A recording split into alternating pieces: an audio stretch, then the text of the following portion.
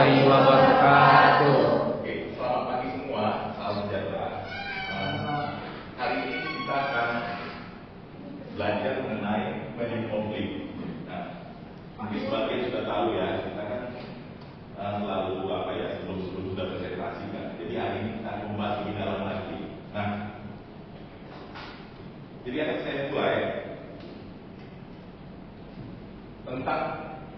Jadi kan ini kayak sebelumnya kan kita udah belajar dari konflik, cuman apa capaian yang diharapkan dalam konflik? Nah, kita kan nggak pernah tahu itu. Jadi begitu kita memulai banyak konflik segala macam itu, kedepannya nanti ada nggak tujuan sebenarnya? Tapi bekerja kita, harapan kita kira-kira banyak konflik dipakai nggak nanti ke depannya? Nah, jadi di sini ada tentang materi pembahasan ya, mengenai memahami dan mengembangkan ruang lingkup manajemen konflik. Nah, nanti diterangkan definisi mengenai manajemen konflik, tujuannya, dan hal-hal lainnya. Oke, yang pertama itu, sebelum kita masuk ke manajemen konflik, apa itu konflik? Jadi konflik di sini merupakan ada situasi di mana dua atau lebih individu atau kelompok yang memiliki perbedaan pendapat, kepentingan, atau tujuan yang saling bertentangan. Jadi konflik bisa terjadi dalam berbagai konteks, di mana aja. Pasti di antara individu ya, antar keluarga biasanya ada konflik lah, pasti itu. Kelompok sosial lagi ya, mulai dari pertemanan, keluarga, dan lain-lain. Udah mulai lebar itu sampai negara. Nah, kalian tahu itu sekarang kan lagi perang itu, Palestina, Israel, Ukraina, Rusia. Mungkin ada beberapa negara lainnya lah yang sudah bersedang ya. Dan terakhir bahkan di diri seseorang. Nah, tetapi dalam ini konflik di sini kita kan tidak akan membahas tentang diri seseorang. Cuma harus kita bahas juga nih pertama ini, karena kan konflik itu pertama kan dia pertama dari individual ya. Jadi lama-lama melebar.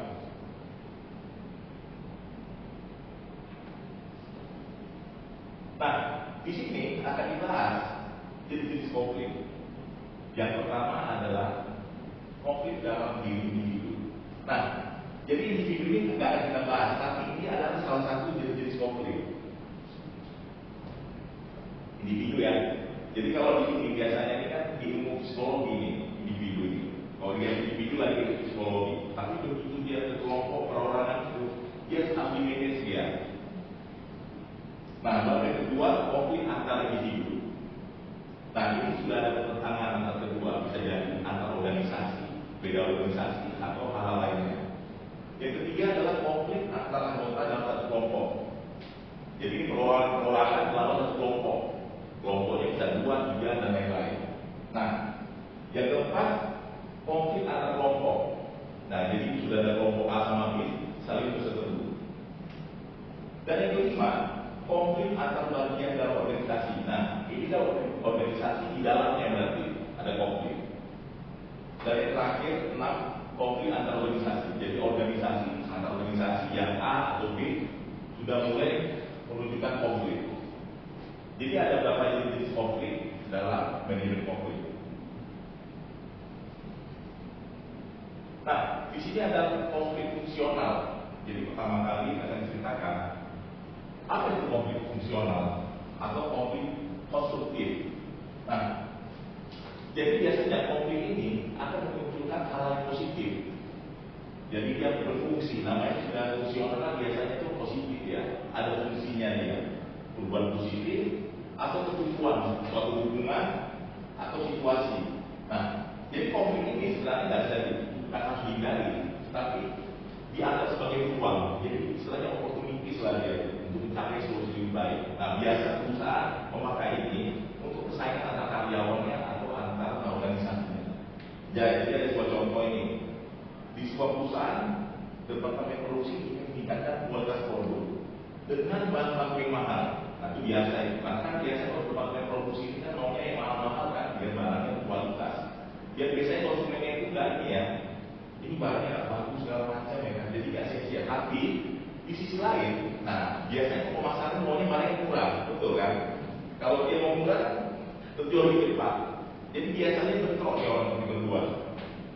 Jadi ini bukan di teori aja, tapi implementasinya juga. Nah, ya pemasaran khawatir harga jual akan naik. Nah, konflik terjadi memperlambat keputusan penting. Jadi begitu mau dijual, dia tarik dulu. Nah, jadi solusinya mencari bahan baku alternatif. Nah, biasanya itu memfasilitasi komunikasi terbuka antar departemen. Ini termasuk win-win solution lah biasanya ini. Nah, saya harap nanti komunikasi bekerja di perusahaan tahu lah kalian gimana. Gimana caranya? Jadi ini ada hubungan dengan inilah ekonomi operasional. Jadi ini semua kayak ada benang merahnya. Nah, jadi sebaliknya, yang tadi ada konflik destruktif, fungsional destruktif. Nah, jadi destruktif ini konflik yang merusak hubungan. Nah, biasanya kalau anak muda sekarang apa nih, toksik lah biasanya. Ya kan ada seperti itu kan. Jadi memperkeruh dia. Nah, jadi konflik ini jadi ada emosi negatif, kemarahan, rasa tidak puasan. Dan ini biasanya terjadi kalau di perusahaan itu biasanya antara ekspektasi kita di bekerja.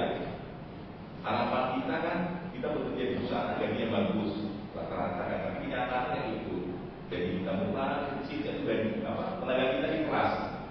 Nah, jadi dia ada muncul situ. Mungkin juga ada masa cemburuan, dari sana naik pangkat lebih cepat, sini enggak. Terus dia mungkin kerja lebih lama, yang lain enggak, tapi dia lebih biasanya naik pangkat lah, seperti itulah. Tapi di organisasi ya cemburuan. Nah, biasanya mengarah ke perasaan frustasi dan kesulitan untuk mencari solusi yang memuaskan semua pihak yang terlibat. Nah, jadi ada dua poinnya itu, yang tadi fungsional, yang kedua destruktif. Nah, ini anti destruktif ini merusak memang. Yang biasa bahasa Inggris kita itu kan merusak. Nah, jadi kedua-duanya ini sebagai dasar dalam pengelolaan dari konflik. Jadi kita mengetahui yang tadi pertama ada jenis dalam konflik, kedua dibagi lagi. Konflik apa nih? Yang positif dan negatif. Destruktif yang negatif, yang fungsional, yang positif. Nah, baiklah. Jadi di sini saya akan memaparkan tentang definisi manajemen konflik. Nah, jadi manajemen ini kan kita akan memanage kita. Bagaimana kira-kira konflik nanti bisa bisa diselesaikan? Gimana tarik ulurnya? Nanti apa yang terjadi? Banyak jenisnya. Oke, jadi biasanya para ahli mendefinikan manajemen konflik adalah proses pengelolaan atau penanganan konflik yang terjadi antara individu. Nah, jadi antara individu dia, jadi dia udah mulai 2 orang kejadian. Satu lagi apa? Kelompok atau entitas organisasi. Jadi entitas organisasi ini bisa antara organisasi di dalamnya ataupun di luarnya. Dan ini melibatkan identifikasi, pemahaman, dan penyelesaian konflik dengan cara yang konstruktif dan produktif. Nah, jadi dia konstruktif, dia paparkan dia, sistematis dia. Nanti di sini biasanya nanti kalau kita udah yang kalian tahu itu yang pernah kita bahas itu kan nanti ada yang pakai SWOT ya, udah pakai dia analisis yang bagus lah. Terus dia mungkin penyelesaiannya pakai KPI nanti akan saya jelaskan. Nah, jadi biasanya ini di setiap perusahaan besar pasti ada orang yang mengelolanya. Nah, jadi memang ada fokus yang biasanya itu bekerja. Dia fokusnya bekerja segala macam, tapi memang ada satu mengelola konflik. Nah, biasanya mengelola konflik ini biasanya serahkan sama AMD. Jangan itu ilmuwan itu yang kerja itu bisa. Satu lagi leadernya lah, karena kan pastilah pimpinan, mereka kan mau pimpinan. Nanti dijelaskan nanti mungkin next itu tentang apa sih peran pemimpin dalam konflik. Oke, kira-kira sampai di sini masih perlu diteruskan. Nanti di sesi terakhir lagi kita bertanya ya. Baik, Pak. Nah, di sini ada sumber-sumber konflik di perusahaan. Apa aja di sini sumber konflik di perusahaan? Pasti yang pertama perbedaan kepentingan. Nah, yang kita paparkan sebelumnya ya, kalian juga presentasi ya kan. Jadi pas kalau nggak ada perbedaan kepentingan pasti ada konflik lah. Apa dia nih perbedaan kepentingan? Konflik dapat muncul karena perbedaan kepentingan antar manajemen atau karyawan di organisasi, antar departemen atau antara pemangku kepentingan dalam perusahaan seperti pemilik misalnya konflik terkait dengan penentuan kebijakan gaji, yaitu mungkin masalah apa ya, waktu kerja, terus alokasi dari pemerintah. Ini alokasi kira-kira seperti apa ya? Mungkin pemindahan tempat kerja dan lain-lain. Nah, jadi perbedaan kepentingan ini dia memicu ya. Yang ada didiamkan, ada yang seru, ada yang fungsional, ada yang eksekutif. Nah, jadi udah muncul nih pasti. Pasti pertama perbedaan kepentingan. Ya itu juga lah pasti lah. Kalau di keluarga juga kayak gitu kan. Ini bangun pagi-pagi kalian kan. Kalau pagi-pagi kan mau kamar mandi kan. Nanti ada yang saya buat mau kamar mandi satu kok. Kalau kamar mandi satu, kalau dua nggak ada masalah. Jadi ini contoh. Jadi ada kepentingan dari individu, tapi di sini lebih luas lagi. Nah, ini karena ada perbedaan kepentingan pasti ada konflik. Kan ada yang kriteria. Jadi konflik ini bisa ada skalanya. Yang 50 tengah-tengah. Kira-kira berapa besar sih skala konfliknya? Jadi udah mulai ada perbedaan kepentingan. Nah, yang kedua, biasanya pasti ada komunikasi yang buruk. Nah, apa itu? Kurangnya komunikasi efektif antar manajemen dan karyawan. Nah, biasanya ada gap itu biasanya. Atau di antara tim atau departemen yang dapat menyebabkan konflik. Misalnya ketika tujuan harapan atau peran tidak dipahami, dengan jelas kalau semua pihak dapat timbul ketegangan konflik tempat kerja. Nah, jadi ini biasanya komunikasi yang buruk itu sering terjadi di perusahaan besar. Kenapa? Karena kan orang itu kan sibuk biasanya itu. Jadi yang sana rutinitas sehari-hari itu ya, yang tidak keluar kemana-mana. Jadi ada komunikasi yang buruk ya kan. Dan satu lagi, mungkin hipotesisnya ini masalah pimpinan juga. Oke, selanjutnya ketidaksetaraan dan ketidakadilan. Nah ini dia nih. Jadi pertama itu udah ada kepentingan, yang kedua komunikasi. Nah ketidaksetaraan dan ketidakadilan ini prosesnya cukup besar ya. Jadi ini ada muncul karena persepsi ketidaksetaraan dan ketidakadilan dalam perlakuan atau peluang pekerja. Nah ini udah mulai. Nah, misalnya ketidakpuasan karyawan terhadap sistem promosi yang tidak transparan atau ketidakadilan dalam distribusi tugas dan tanggung jawab. Nah, organisasi kan pasti kan kerjanya ini aja ya. Kalau nggak salah gaji apa tentang tanggung jawab pekerjaan, jam kerja segala macam ya. Jadi di sini timbulnya apa ya, ketidakadilan. Jadi mereka merasa tidak adil. Nah, yang keempat ada stres dan kecemasan. Nah, lingkungan kerja yang penuh tekanan atau stres dapat menyebabkan konflik antar karyawan atau karyawan dalam manajemen. Misalnya konflik yang terjadi dalam perkembangan dari tekanan kinerja yang tinggi. Nah, persaingan dan lain-lain. Ini kok dibayangkan ini hampir sama dengan perusahaan-perusahaan yang menerapkan KPI yang tinggi. Jadi biasanya kan ini contoh nih, kadang-kadang perusahaan-perusahaan nanti maunya itu dari satu hari, dia ada perusahaan-perusahaan dari pagi jam 8 sampai jam 5, itu perusahaan laporannya semua. Ada seperti perusahaan. Baikkan aja, dicek di laporannya itu. Jadi dari pagi-pagi ngapain aja. Nah, dari jam 8, jam 9, jam 10, jam 12 ada reportnya. Ada seperti itu. Jadi kita itu nanti report setiap pas mau pulang kerja. Nah, satu lagi apa ya?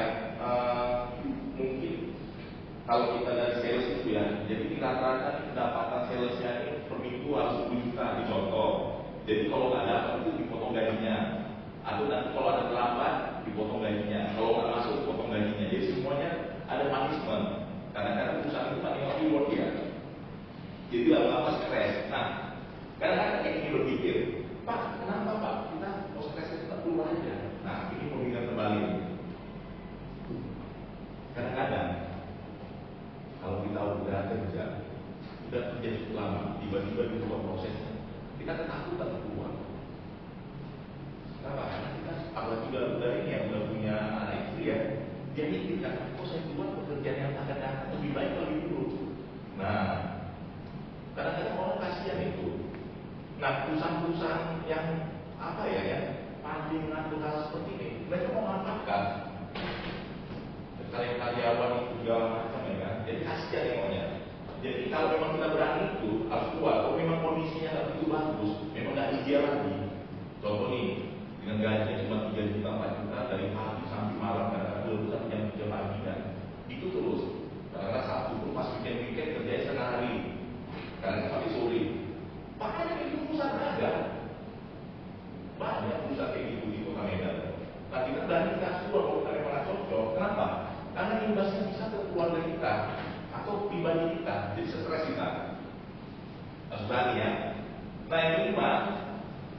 Nah, ini ya, perbedaan value dan culture ya, nilai dan budaya. Oke. Jadi nilai-nilai ini, budaya ini, kalau saya baca ini kan cara ringkasnya. Ini contohnya, biasanya kan habis ini anak S1 kan biasanya bangunnya jam berapa tuh S1? Kalau kuliah kan pagi, jam 9:10 pasti ya, mahasiswa kan. Biasa lah itu dia begadang, kerja tugas. Tapi dia begitu kerja, dia bangun pagi dia. Jam 6 pagi dia bangun ya kan. Mungkin yang mesti dia sholat ya kan, habis itu makan. Jam setengah 8 udah mulai di kantor, jam 8 harus absen ya kan. Nah, nilai pertama harus ya dilewatinya itu. Nah, satu lagi nilai dari rumah kita juga. Jadi kan keluarga kita itu membawa nilai dari rumah. Nah, kita bawa ke kantor. Gak usah jauh-jauh lah. Saya mau nanya lah. Kalau di Singapura nggak boleh merokok sembarangan kan? Kalau di sini boleh kan? Itu salah satu nilai. Di negara orang aja kita nilainya berbeda. Nah, itu dia. Jadi culture shock ya jadinya kita di sana itu. Pas mau merokok itu di Singapura bicara udah ada CCTV semua ya. Takut kena denda. Nah, jadi pengaruh nilai. Nah, itu baru di tempat pas kita mau liburan tapi tempat kerja. Biasanya kita kalau mahasiswa habis kuliah ini nanti keluar minum. Kok kerja bisa kayak gitu? Nggak bisa, apalagi swasta.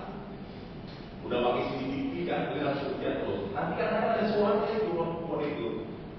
Nanti bapak katanya, bapaknya dulu. Ada apa aja kata itu. Dikontrol kayak gimana? Jadi yang harus ya. Nah, jadi kayak gini. Nah, ini contohnya. Pendekatan kerja satu.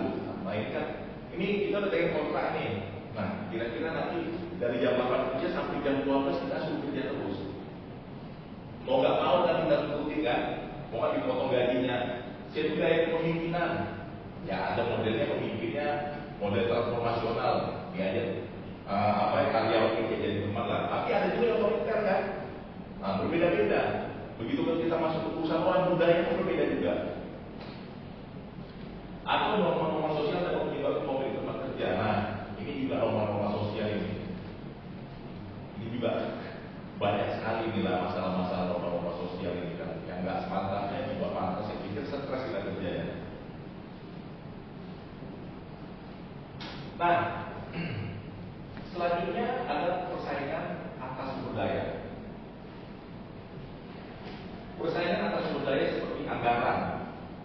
Ini ada waktu atau time, pengakuan dapat menyebabkan konflik antar karyawan atau departemen dan perusahaan. Nah, contohnya apa ya? Misalnya konflik yang dapat muncul karena persaingan untuk mendapatkan anggaran proyek. Dan ini hampir sama dengan yang tadi pertama, yang kasus fungsional. Tetapi ini masih nggak rusak lah istilahnya ya kan? Nah, kenapa? Karena untuk mendapatkan anggaran itu, jadi kan itu kan setiap departemen berbeda ya.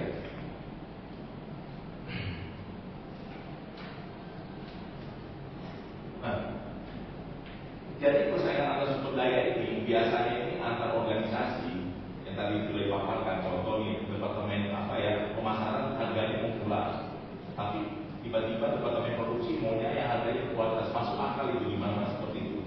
Cuman kan kita kan harus dihitung lagi itu. Nah, kita cari hitungin contoh nih. Kan ini kan pemasaran mau murah ini, yang ini mau yang mahal. Nah, kira-kira gimana bikin solusinya? Masih ada beberapa yang lain ya, seperti akuntansi, dia hitung lagi. Kira-kira kosnya bisa nggak dimurahkan? Jadi seperti itu. Jadi kan tetap namanya komunikasi antara departemen itu. Nah, jadi untuk awal pertama ini biasanya itu nggak terlalu besar ya, maksudnya belum strateginya. Jadi masih menceritakan kira-kira apa sih untuk mencegah terjadinya konflik.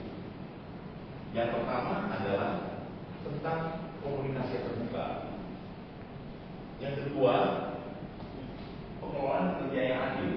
Nah, yang tadi sudah disebutkan ya, komunikasi terbuka gimana ya?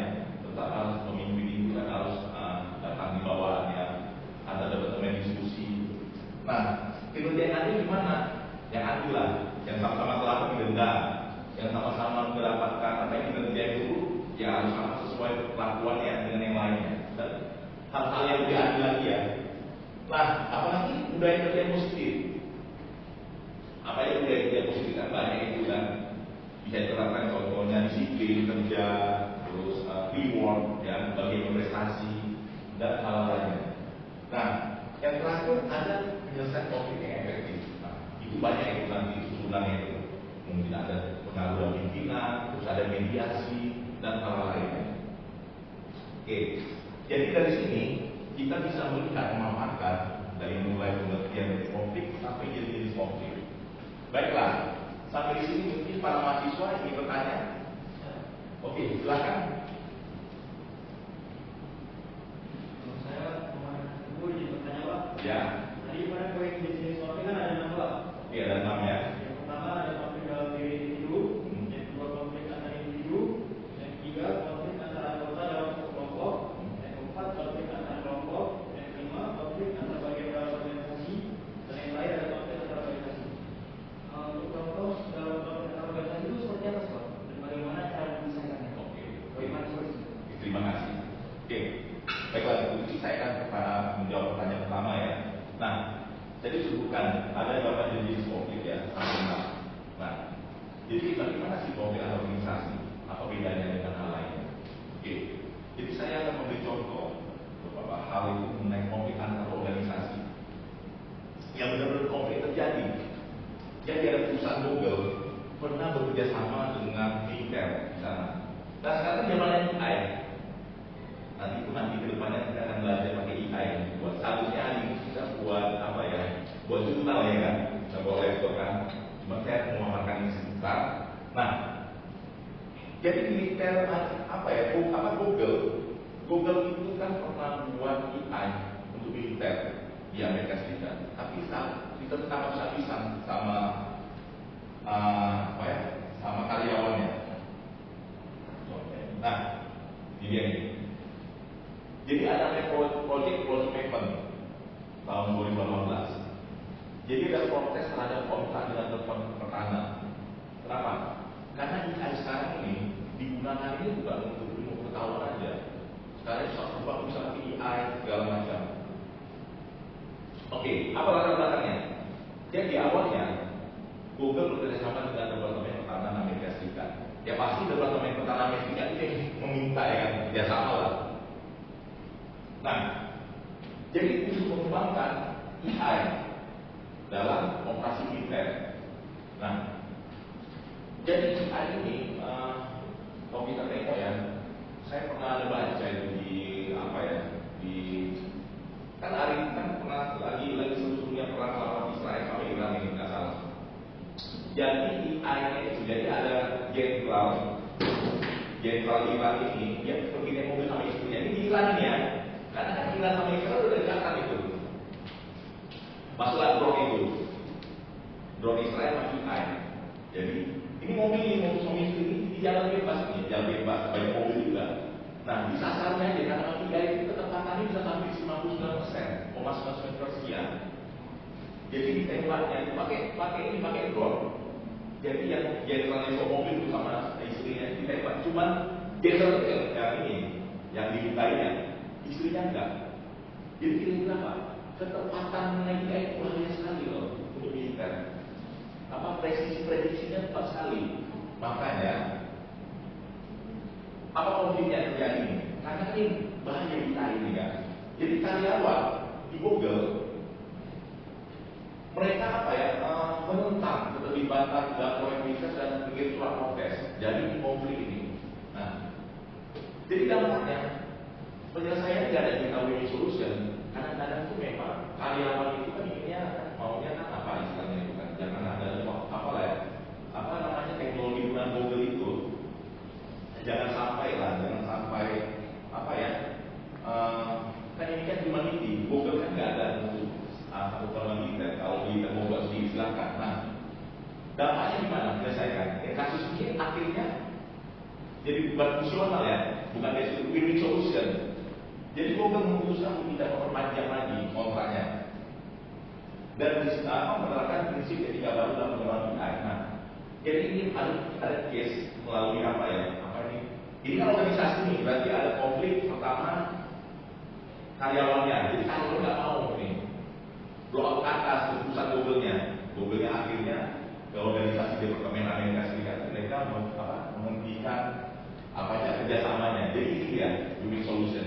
Jadi contoh seperti ini. Jadi konflik antar organisasi kadang-kadang harus diselesaikan secara etika juga. Nah, tapi mau gimana? Belum tentu ya. Ini berdasarkan aja ini kayak ini. Tapi teman-teman kita nggak tahu. Sekarang AI banyak digunakan di mana-mana. Bukan di Amerika Serikat, di India dan lain-lain. Oke, kira-kira bagaimana jawabannya? Oke, bisa ya. Selanjutnya pertanyaan kedua, silakan. Saya Pak. Oke. Perkenalkan, nama saya Susila Madina Damulai. Saya ingin bertanya Pak, sesuai dengan PPT yang Bapak tampilkan tadi, kan terdapat 4 contoh cara mencegah konflik. Pertanyaan Pak, bagaimana implementasi dari masing-masing contoh tersebut? Terima kasih Pak. Oke, terima kasih Suci ya. Baiklah, jadi ada beberapa cara untuk mencegah terjadi konflik. Tadi ada komunikasi terbuka, terus pengelolaan kerja yang adil. Ketiga ada budaya kerja positif. Yang terakhir ada manajemen konflik yang efektif. Jadi saya ada berikan PPT juga. Nah ini masih standar ya. Nah, yang pertama tentang komunikasi terbuka. Nah, yang kita tahu begitu komunikasi apa aja biasanya kalau dilakukan di perusahaan pasti menggelar rapat ya. Tapi rapatnya gimana kira-kira rapatnya kalau terbuka? Formal atau informal? Jadi rata-rata supaya mencairkan itu. Itu tadi kok kenal abang-abang kalian atau saudara tiba-tiba kan gini. Kami ada rapat luar biasa kami nonton. Nah, jadi itu rapat informal. Kenapa jadi seperti itu? Pak, itu mana yang enggak menghabiskan anggaran. Kadang-kadang rapat dengan informal itu lebih mencairkan suasana dibanding formal. Kalau informal kan susah ya kan? Jadi pimpinan kita kalau kita di mall rapatnya sampai nonton-nonton kira-kira cair enggak itu? Lebih bagus seperti itu contoh. Nah, selanjutnya pengelolaan kinerja yang adil pastilah apa ya? Ada evaluasi biasanya perusahaan-perusahaan pakai KPI, apa namanya, key performance indicator. Jadi nanti yang absen yang paling sedikit nanti dapat reward. Sudah ada diimplementasi ya, maksudnya transparan ya. Tetapi ini betul-betul sangat digunakan. Tapi kalau ini jadi contoh dia bulan.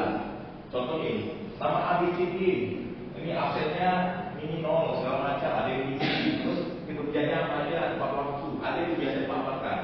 Nanti ada ini. Oke, di si A ini karena dia tak pernah absen, kinerja bagus, dapat ini bonusnya sekian. Nah, jadi memang dipaparkan hal seperti itu. Jadi dia transparan dia. Nah, selanjutnya ada membangun budaya yang positif nih, apa nih? Penghargaan, nah, atas apa ya, apresiasi karyawan. Jadi dia kalau itu baik, dia segala macam dikasih terus, jangan dikasih. Karena kan gini, di apa ya, di Indonesia di kadang-kadang dia ada contohnya kita udah baik, cuma nggak dihargai, sayang gitu. Kalau di proses itu contoh nih, atau di perlakuan kita di lagi apa akademik ya, kuliahnya. Jadi biasanya orang-orang di luar itu nggak suka mengucapkan terima kasih atau bersemangat atau kita apresiasi teman-teman kita yang sudah melakukan pekerjaan yang baik. Jarang, nggak mau. Terutamanya di belakang aja ya kan. Kenapa itu harus tunjukkan satu itu Pak? Oh kita tuh senang, kita tuh sayang gitu. Itu perlu apa? Membangkitkan rasa dia itu ingin bekerja lebih baik dan lain-lain. Jadi seperti itu aja. Oke, mungkin ada lagi yang belum tanyakan. Jika belum tanyakan nanti minggu depan kita akan mulai berkuliah lagi dengan materi-materi yang lebih baik lagi.